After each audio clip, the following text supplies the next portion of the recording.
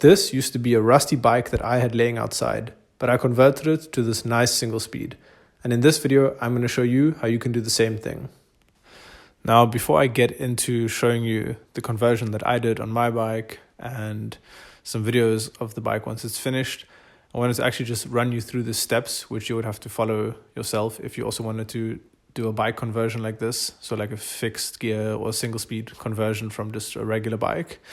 And yeah, then afterwards I'll show you the conversion that I did / restoration, because I also kind of had to restore some of the parts. Then I'll show you the final bike build. And then I thought it would also be really useful if I actually did a bit of a cost breakdown to show you how much, of course, I spent on my conversion, and then also tell you a little bit like how much you could expect to spend on doing a similar project. So yeah, if you want to do this type of conversion yourself, then of course the first thing you'll need to have is an old bike or just any bike. If you don't have a complete bike, then of course the bare minimum you would need is a frame. Now, something important on the frame to look out for is what type of rear dropouts you have. When it comes to building a single speed or a fixed gear bike, you need to be able to pull the rear wheel sort of as far away as possible in a horizontal direction in relation to the crankset, which allows you to basically tension the chain. So I'll put a picture up of what dropouts you want to look for on a bike. If you don't have these ones, but you have vertical dropouts, then you can get things like a chain tensioner to help you out with that, but I won't dive into that in this video. So yeah, once you have your bike or your frame, then you want to strip down the whole bike, literally removing every single part. I would recommend doing that because sometimes you might not remove a part, but there's going to be rust under it or in the thread of the screw or something. So I think it's worth it to just remove everything and make sure that you actually clean it all properly. So yeah, the stuff that you actually want to reuse, which that's a little bit up to you, you'll just want to clean it super well. Basically soapy hot water works well, or just any sort of cleaning spray should be fine. My bike had a lot of rust, and basically I just used a wire brush to remove all of the rust. Don't get a wire brush which is like too, let's say, hard or too rough, because this could almost like scrape the protective layering off some of the surfaces and then open up room for more rust in the future. So I would say like a soft wire brush is what you're looking for. And this is just really good to remove the surface rust that you have on the bike, especially on the frame. And on the frame, I also used something called Rust Converter, which basically just reacts with the rust and stops it from spreading, but it does leave like a sort of it turns the rust black essentially, so it leaves these little black spots on the frame. Yeah, so that's important to deal with the rust, because otherwise you're going to put all this work into doing this conversion on your bike, and then a couple months down the line you're going to have a rusty bike again. So yeah, once you have it cleaned up, the next thing that you want to actually look into is the drivetrain that you have.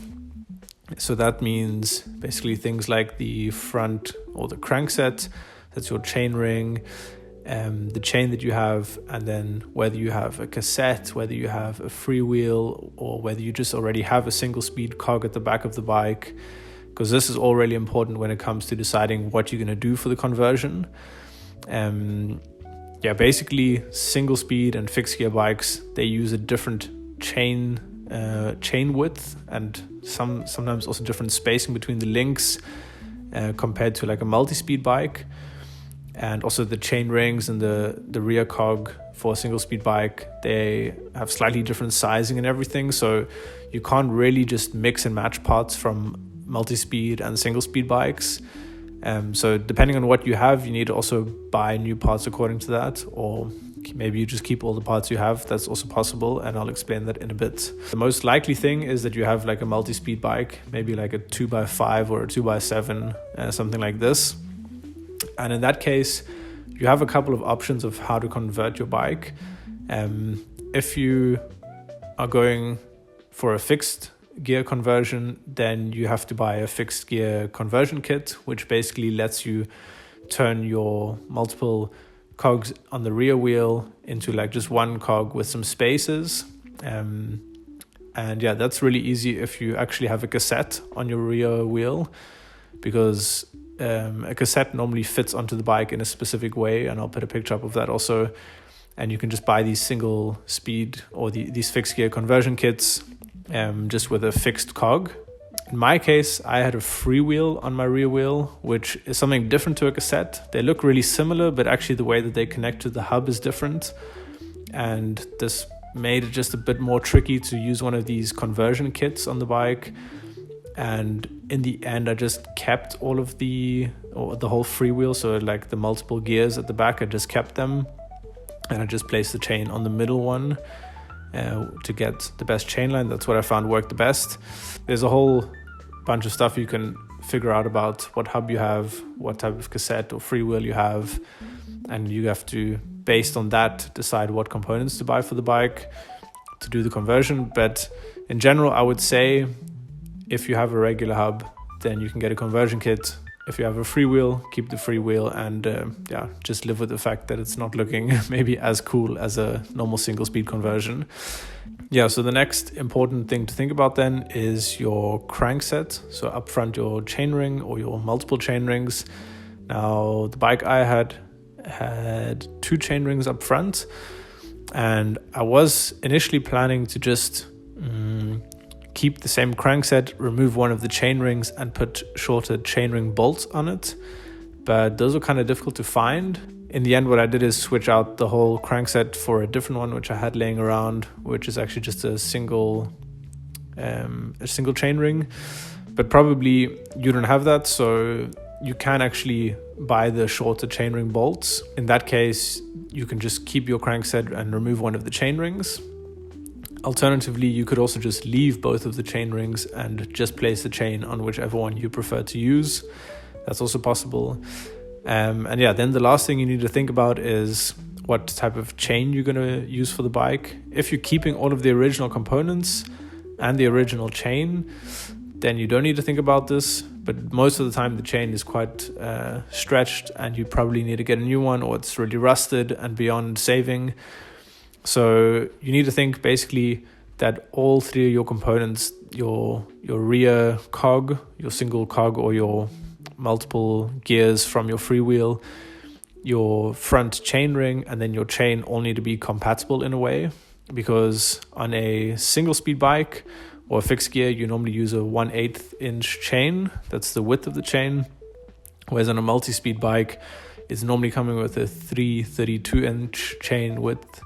That's something you need to think about, and you cannot really mix and match. I mean, in some cases it can work, but I wouldn't really recommend trying to mix and match it. Once you've decided on the whole drivetrain system, what components you're going to get and what you're going to reuse, and it all works together, and you've ordered the rest of the stuff which you want to replace on the bikes. Like, for example, I got some new handlebars, some new inner tubes, and outer tires, and some new brake cables. Once you have everything again, then you can basically start with the building of the bike, which is basically just the reverse of the teardown. So that's just placing it all back together. One thing to keep in mind in this section of the project is to get some grease for the bearings, because that's really important to clean the old grease away, especially if it's never been serviced before the bike. That's just going to make sure that everything can move really well in the bike, and that there's no chance of any mechanisms or bearings rusting and locking up in the future. It's also really useful to put a little bit of grease on some of the threads of some bolts when you're reassembling the bike. And this way, if you ever have to remove it in the future, it's probably not going to be as stuck and locked up on the bike as it was when you disassembled it. Now that you have like this rough idea of the process that you should follow, I'll talk you through the conversion that I did and show you exactly how I did it. And afterwards I'll dive into the cost breakdown. So this is what the bike used to look like before I converted it. You can see that, it's sort of this old commuter style bike, but it had a lot of dirt everywhere, a lot of muck on it. The saddle was completely ripped up. The rubber on the tires was in pretty bad condition, so those needed to be replaced. There was just rust everywhere on the bike. Some parts were still okay and probably salvageable, You can see it had just been sitting outside for a long time, so there was dirt everywhere on the bike. The frame was in decent condition. There were definitely some marks in some areas, but I think savable. The chain and the crankset. The chain was super cooked. The crankset itself seemed okay, but the freewheel was pretty rusty too, and the derailleur, I didn't need it anymore, but it was also pretty done. So I just started by removing the saddle, which obviously I was not going to be reusing, seeing its current condition. So I got the saddle out, which was a little bit stuck, but eventually managed to get it out.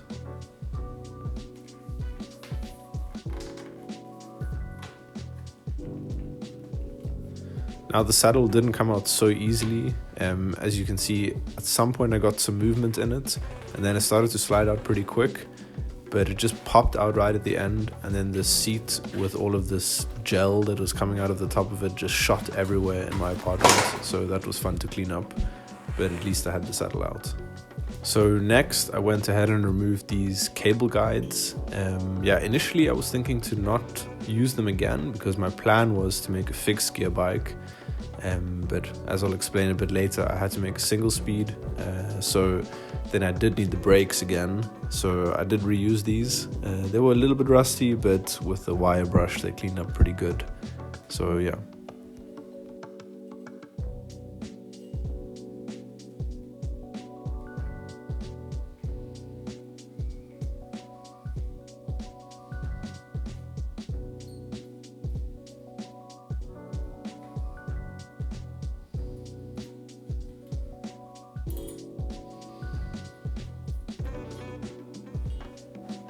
So unfortunately the cable guides did leave some markings on the frame where they basically rubbed into the paint, or they just left some pretty permanent dirt markings.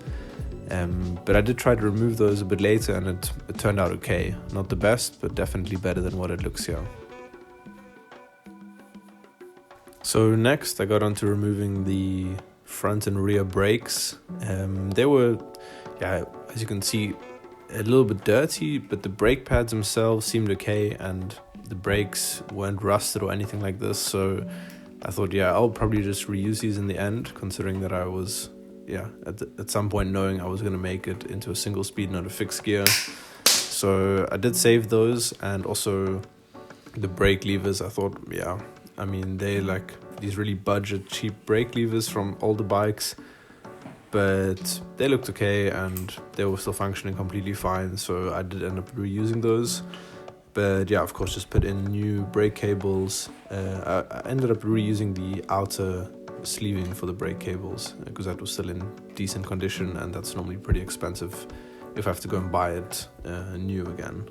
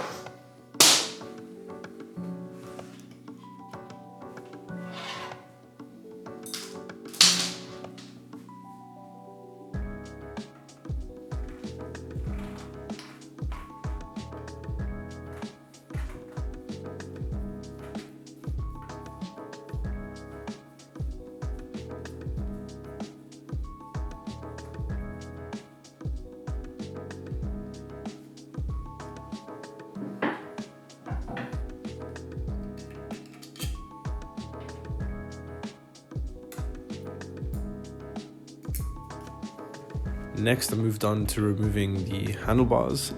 A lot of the parts around this area were quite rusted up, So that took a lot of brushing with the wire brush and just cleaning the parts down. But yeah, in the end, some of them turned out pretty good. There was still definitely some sort of flaking in this chrome plating, I think. But yeah, I didn't end up reusing the handlebars because they were super rusty and they looked really bad after I cleaned them. And then also they had a strange size. I think it was something like 22 millimeter diameter instead of the normal 25.4. So I just ended up getting in some new handlebars, which were quite cheap anyways, and they looked a little bit better in my opinion. So as you can see, the handlebars were pretty free in the frame, although I did have to pull and wiggle quite a lot. Eventually they popped out and you can see that inside there was a little bit of rust, but I think nothing too bad to worry about. So I did clean it all up later and then removed this headset with the bearing, which actually looked in decent condition. It just needed some cleaning and then some fresh grease. So here I was just continuing to remove the front brake because there was also the front mudguard attached somehow to the brake bolt. It was attached at so many different points, but yeah, that was sort of the next part that I was focusing on, is to remove this front mudguard and all of the other stuff attached to the front wheel and the forks.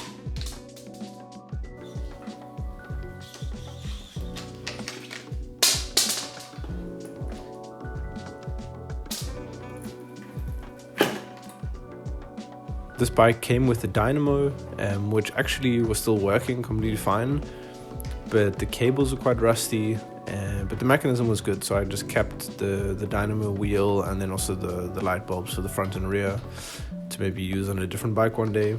Unfortunately, the dynamo did leave some marks on the frame, on the fork, which later I treated for the rust. I also removed this other bolt, and you see there's a plate there saying 1980, which I assume means the bike was probably resold or sold in 1980 at some point. I think the bike itself might be a little bit older than that, and I actually did some research online to see from what year, what manufacturer this frame was, because I've never heard of it before, and the closest I could find was this eBay listing, which the frame looked identical. It just had a different text placed on it. So I think it must have been the same frame, and from what I could find about that frame on eBay, it was a Belgian manufacturer in the 1970s, 1980s, around this time. So yeah, a little bit of history or background on this frame.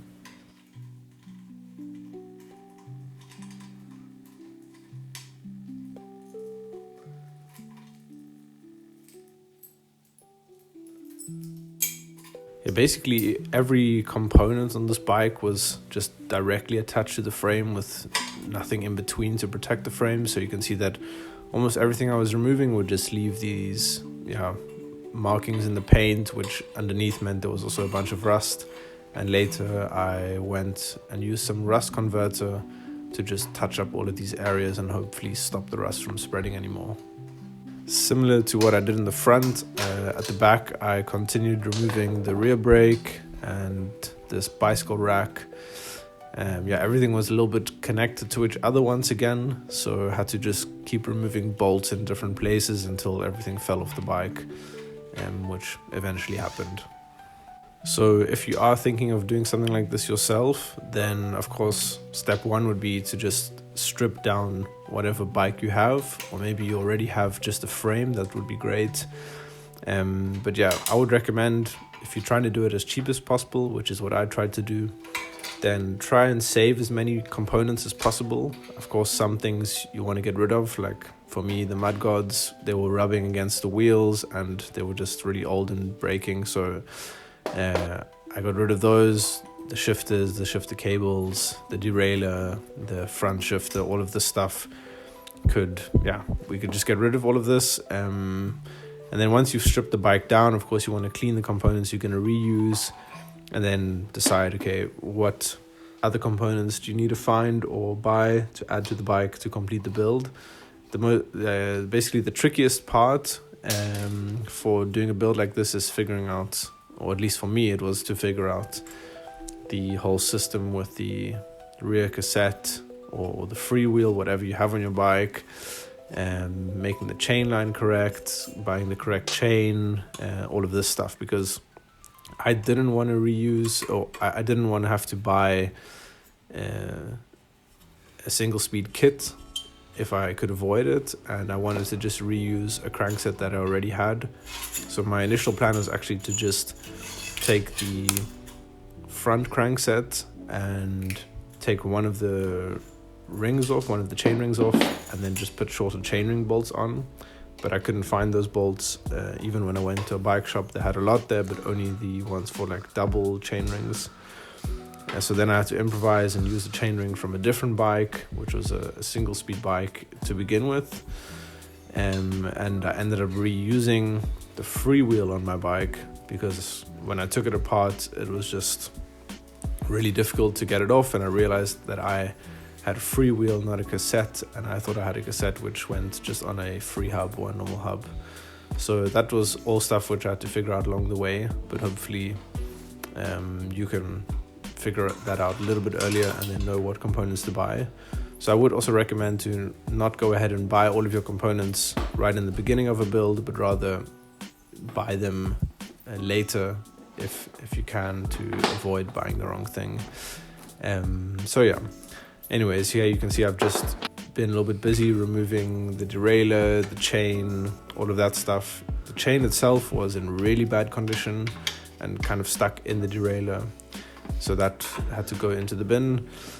Even though I tried to clean the chain, it just was beyond saving. Yeah, eventually I didn't film some of the bits, but I took the rest of the components off the bike and got started on removing the tires. The inner tubes are still fine, so I thought maybe I would be able to reuse them. But yeah, in the end, as you can see here, I was really struggling to get these tires off because they were super old. The rubber was completely disintegrating, and the tires were just so tightly on this rim that what I had to do in the end is cut the rubber of the tire open, which of course meant that the inner tube got cut a little bit, and then use some pliers to clip the wire beading that holds the tire into place. So yeah, that was really a mission and took me quite a long time, even though it looks like it went quite quick in these videos. So yeah, I didn't film the rear wheel procedure for this because it was really boring to watch and exactly the same process. But yeah, as you can see here, there's just a lot of rubber bits coming out of this tire. It's completely falling apart. And interestingly enough, I looked at the tire, the text that I could still see on it, and it said was made in Korea. It didn't specify North or South Korea, but I thought that was quite interesting too about this bike.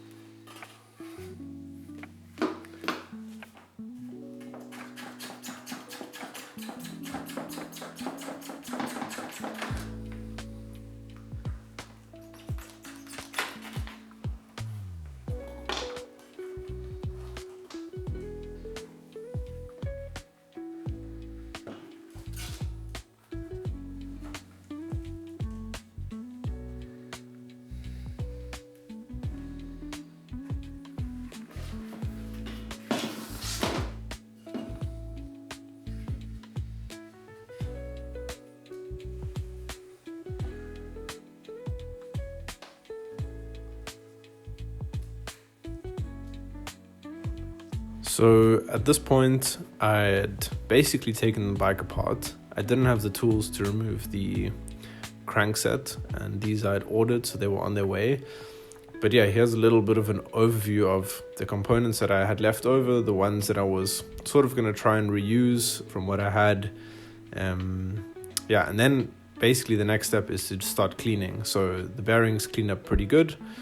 I was, as I mentioned earlier, going to try and reuse this handlebars, but they were in such bad condition, so I just kept the stem, I think it's called, and cleaned that up as best as I could. A wire brush is really your best friend with rust on things. So here you can see the pedals before, they were pretty dirty and a bit of rust. Yeah, a lot of sort of muck on them, which was stuck there quite a lot. And then afterwards, pretty shiny again. They're not brand new, that's for sure, but they were in much better condition. So yeah, I would recommend like one small wire brush and one slightly bigger one so you can get in everywhere. Here you can see the forks were in decent condition, but they had a lot of old grease on them.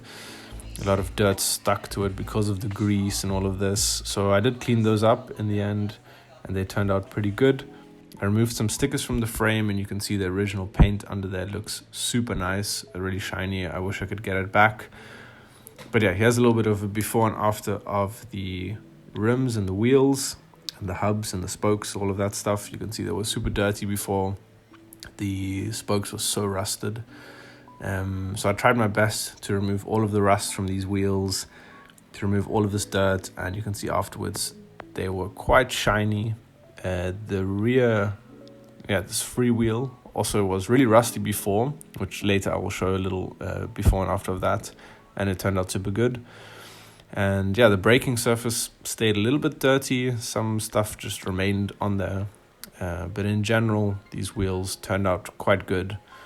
So here's that little before and after of this freewheel. You can see it was really rusty before, so that was a lot of time with the wire brush. Here is a front crankset that I mentioned earlier that I took from a different bike. This was already just a single chainring on this crankset, and it looked a lot nicer and was easier for me to implement, so I put that on. It did also require a lot of cleaning because it was quite rusted too, but I didn't film any of that, unfortunately. But I think this looks really good. It's nice and shiny and matches the build quite nicely. Here are the rest of the components, just a little bit in the sun to show how shiny they are and how they cleaned up. The pedals, once again, I kept the brake levers. Those were just a little bit of cleaning. Those brake cable guides and the stem for the handlebars, everything basically looks brand new, I would say. For sure there's some marks on it in some places, but that doesn't really matter. Here are the brakes before and after. You can see they were in decent condition, just basically some dirt buildup everywhere on them, which is kind of normal for brakes, I feel like. But yeah, I took them completely apart, cleaned every component, and they turned out really nice afterwards, I think. They're definitely some budget brakes. It's from Wiemann, I think is how you would pronounce it. Must be a German manufacturer, but yeah, it doesn't really matter to me. I was trying to do the build super cheap, so that's why I just kept these basic brakes, and you know what, they still work completely fine. Now, unfortunately, I didn't film the assembly of the bike build, but here are some images of what it looked like once it was complete. I added this new saddle, which is sort of this leather fixie saddle. I think it looks pretty cool. I put these new handlebars on the bike, and they were similar to the originals. Of course, kept the pedals, got this crankset from a different bike. The chain is new on the bike, and it's got new wheels in it, or new tires, the 23Cs. The brake cables are new, so braking is working really good. And the freewheel, of course, just cleaned that up, but put the chain on the middle cog of the freewheel to get a pretty straight chain line.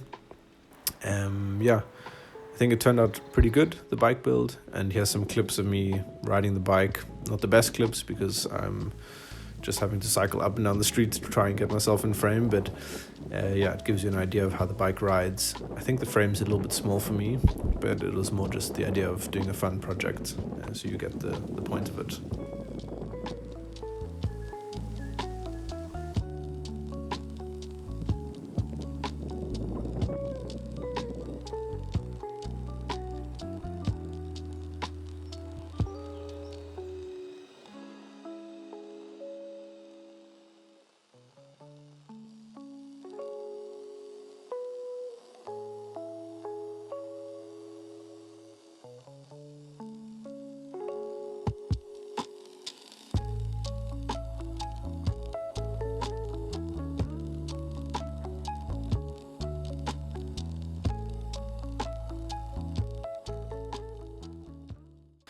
So now, probably onto the part that a lot of you have been waiting for and are interested to see, is the cost breakdown.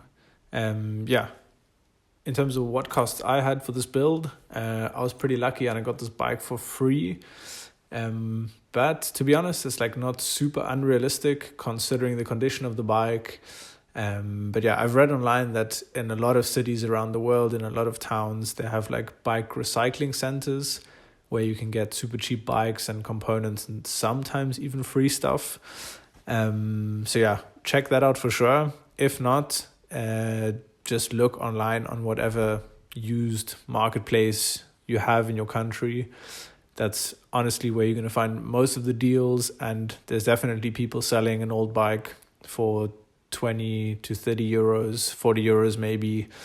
That's a perfect bike to do such a project on. For the sake of this video, I will just say that the bike cost me 20 euros, which I think is relatively realistic. Then next, I already had the tools that I needed to do this build. Probably you don't have all of them if you're just getting started out. So do factor in that like a basic bike toolkit will cost around 25 euros. I didn't end up including those costs in the price of this build because tools are something that you just buy once and then you can keep using for future projects. My idea for the project was, of course, to make the bike as cheap as possible. I didn't want to spend hundreds of euros on making a super cool fixie or something like this. I actually just wanted to take an old bike that wasn't getting used and just turn it into something which I think is pretty cool. A nice single-speed bike, which I can cruise around town with if I need to. I did use really cheap components. Now, I wouldn't necessarily recommend you do the same, but it's completely up to you what parts you buy, or if you even buy any parts at all. Just remember that whatever you pay, you're also paying for the quality that you get in the end. Diving into the components that I actually bought new. The saddle, this brown leather saddle that I put on the bike, it cost me €5.95. All of these prices are in euros, by the way. The new chain cost me €6.50, but that was a multi-speed chain, which from what I could see online seemed to, in general, be a little bit more expensive than just a basic single-speed chain. Those were normally under €5, in fact. Just keep that in mind. The two new inner brake cables cost me $178 in total. The two new 23C tires cost me $15.90 together. The two new inner tubes cost me $6.99, and the new handlebars cost me $9.99.